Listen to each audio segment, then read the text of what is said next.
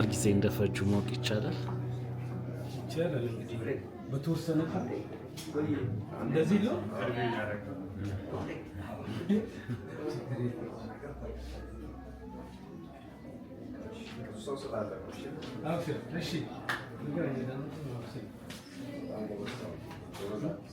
እሺ ብሬ ስለፈጁት ጊዜ ስራዎቹ ምን ያህል ጊዜ ፈጁ? አትሊስት 3 አመት ማለት ይቻላል። እነዚህ ብቻ ያለው ዋን ሰርድ የሆነውን ነው ወደዚህ ያመጣ ነው። እነዚህ በአጠቃላይ ሰዎች ጂኦሜትሪካል የሆኑ ናቸው። አዎ።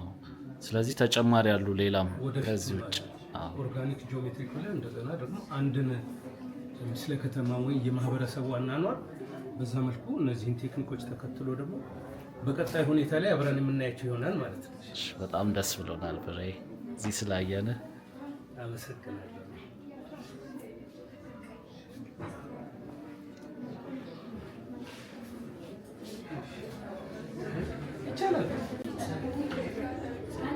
እስኪ ስለ የስዕል ሙያው በትምህርት ነው ወይስ በልምድ ነው? እንዴት እንደመጣ? ልምድ ብቻ ትምህርቱ እንዳለ ሆኖ ዝም ብለህ በአንድ ጊዜ ተነስተህ የምታመጣው ሀሳብ አይደለም። የብዙ ሰዓሊዎች ሀሳብ ስብስብ ሀሳብ አለ። ሞር እኔን ኢንስፓየር ከሚያደርጉኝ የተከበሩ የአንድ ኖሬታ ኮፍ ተክሌ የመስመር ድፍረታቸውን በመነሳት እዚህ ጋር ቴክስቸር፣ ላይን ፎርም፣ ይሄ ጎልደን ፖይንት ምትል ሌላ ስንት ያለ አብስትራክት የሆነ ነገር ሲታሰብ ሁልጊዜ ፊገራቲቭ የሆነ ነገር ሊያስፈልግ ይችላል።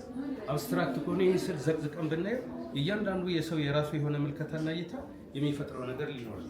አንዳንዴ ደግሞ ግድ አብስትራክት ስለሆነ ፊገራቲቭ የሆነ ነገር ሲያስፈልግ እዛ ጋር የተጠቀምኩበት የአሳሳብ ስልት አለና ኮምፕሊሜንት ማለት ኮምፕሊሜንት ከለሮች ሲባል ይሄ ውህደት ማን ከማን ለራሱ ሞገስ አለ ብሎ ቀለሞችን ማጥናት ያስፈልጋል። እሺ ከዛ አንጻር ላይን ቴክስቸር ጂኦሜትሪካል ሆነ አንድ ምስለ ከተማ ሊፈጥር የሚችለውን ነገር በእንደዚህ መልኩ ይሰራል ማለት ነው። ስዕል እንዴት ቆየሁ እንግዲህ ስዕል ማለት ከእንትን ውስጥ ሲኖር ምናምን ከልጅነት ያው የራስህ ተጽዕኖ። እኔ ድሮ ሃይ ስኩል ስማር የቢልዲንግ ኮንስትራክሽን ተማሪ፣ ከዛ በኋላ ያለፍኩበት ዘመን እዚህ ለመድረስ ብዙ ነገር አለ። በደርግ ጊዜ ወታደር ሆኜ አልፌያለሁ። ብሔራዊ ውትድርና የሚባል ነገር አለ። የስ የሚደበቅ አይደለም። ከሌላው ሲቪል ማህበረሰብ ሊለየኝ የሚችል የራሴ አመጣጥ አለ። ግን እነዚህ ነገሮች ሁሉ ደግሞ በትምህርት መዳበር ስላለባቸው ከኔ ግሩፖች አሁን አንድ ሁለቱ ያመለጡ አሉ ማለት ይችላሉ። ከዚህ ከሀበሻ ግሩፕ የዛሬ 24 ዓመት ግራጁዌት ያደረኩ ነው። የት ነው ግራጁዌት ያደረከው? አዲስ አበባ ዩኒቨርሲቲ ስነ ጥበብ አካዳሚ አርት ስኩል ማለት ነው። አካዳሚ ነገር ማንም ሰው የመቼ ግራጁዌት? በእኛ 1993 ማለት ነው። ሀበሻ ስቱዲዮ ግሩፕ ከዛ በፊት ሰራ ነው ሰራለሁ። በአብዛኛው ላይፌ ግን የቸርች ፔይንቲንግ መስራት እምነት ጋር በተያያዘ ነው። ግን ሳይንሳዊ የሆነ ነገር ደግሞ ስመጣ አካዳሚ ሁል ጊዜ ሲባል ማንም ሰው የፈለገ የስዕል ችሎታ ነው ፈሪ ሊሆን ይችላል። ግን ብዙ ነገር ሀሳብ ሰብስበህ ስትመጣ ምን ይዤ እመጣለሁ ምን የየራሱ ዝንባሌ ከዛ አንግል በእንደዚህ መልኩ የተሰሩ ናቸው እና የብዙ ዓመት ሀሳብ ስብስቦች ናቸው እንደማለት ይቻላል። በተወሰነ መልኩ ሰውየውን እኔ ኢንስፓየር ከሚያደርጉ ነገር ስዕል ግን እንዴት ጀመርክ አንተ? መጀመሪያ ስዕል የጀመርክበትን ቀን ታስታውሳለህ? እንግዲህ ህፃኑ እኔ እንቁጣጣሽ በመስራት አንደኛ ነበርኩ። ያ እያደገ መጥቶ እዚህ ደረጃ ደርሰናል። እስኪ ስዕልን ለሚወዱና ለጀማሪ ሰዓሊያን ያለክ መልእክት? አንድ ሰው እንግዲህ ለምሳሌ እኔ አሁን መርካቶ ገብተህ ነጋዴውን ብትለኝ ላይሆን ይችላል። ግን ምንድነው ትልቅ አቅም አምጥቶ ደግሞ አርቱን ወደ ተገቢው ቦታ ማጎልበት ስለሚያስፈልግ ሰርቶ ጀስት ሲሆን ደግሞ የሆነ ነገር አለ።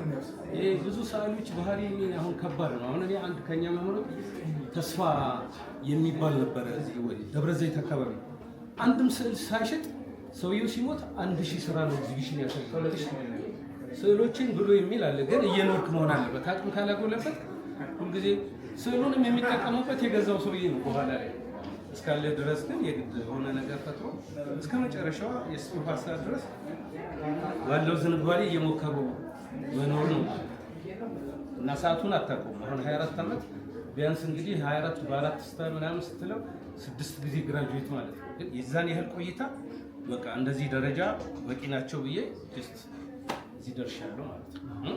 ከባዱ ፈተና ምንድን ነው? ሰዓሊ የመሆን አንዳንዴ ከወሰድ 3 ዓመት ከመውሰዱ አንጻር ምንም ነገር ህይወት ማለት ልክ ይሄ ሙያውን ስታከብረው እንደ ባህታዊ ዘግተህ መስራት አለ። እሺ ዘግተህ ባህታዊ ዘጋ ስታከብረው የሆነ ነገር ላይ አንተ ትደርሳለህ ማለት ነው።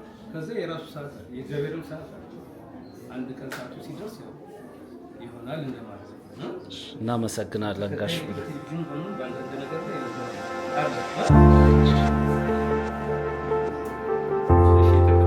እናመሰግናለን።